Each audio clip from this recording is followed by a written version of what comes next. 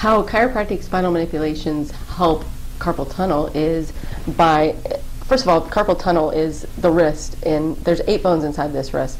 They all move. There's a nerve that runs through this tunnel. That's why it's called the carpal tunnel. There's a ligament in there as well. So what happens with these bones is, from repetitive injury, they can move.